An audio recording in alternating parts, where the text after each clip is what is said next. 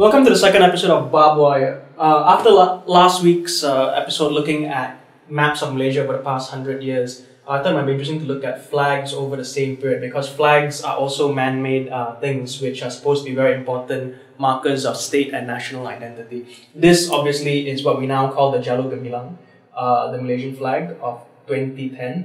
It was only called the Jalur Gemilang from 1997 onwards. Before that, it didn't actually have a name. Yeah.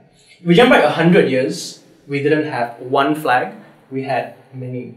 Yeah. This is the Strait Settlements flag, which flew over Malacca, Singapore, and Penang. This is the Federated Malay States flag, which flew over Pahang, Perak, Selangor, and Negeri Sembilan. Johor had its own flag. It still has the same flag 100 years later. And of course, this is the Siamese flag, now known as Thailand of that era. This flag flew over Kedah, Perlis, Kelantan, and Terengganu, the northern states, because they, at that time, 1909, were part of the Siamese Empire. If we jump forward 30 years, not much has changed in the Strait Settlements and the Federated Malay States, but by now, the northern states combined with Johor, they had become the unfederated Malay States. Funnily enough, the unfederated Malay States never had their own flag.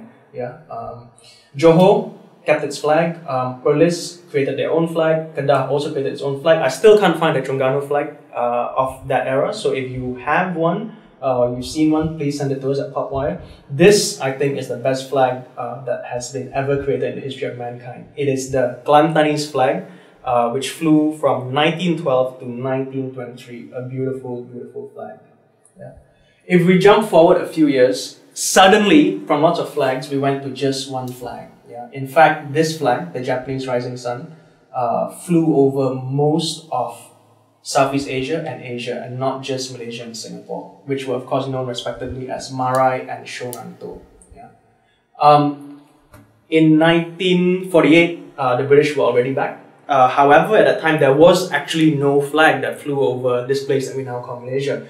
In 1949, they had a national competition where they invited people to send designs, and these two designs were the finalists. You can see elements of them in what became the Malayan flag later on. This is the flag that was proposed in 1947 by the Malayan leftists, 10 Tahun Sebelum Merdeka. It was, of course, modeled after the Indonesian flag, the Sang Saka Merah Putih. Yeah. This flag has an interesting story. It's the second best flag in the world ever. Malaya was taking part in the British Empire Games, now more politically correctly known as the Commonwealth Games, in 1950. We didn't have a flag, but you can't take part in an international sporting event and do the march past and all that sort of stuff if you don't have a flag. So they took the British Union Jack, they hunted the words Malaya on it, and by virtue of that, we were allowed to participate in the games. Yeah.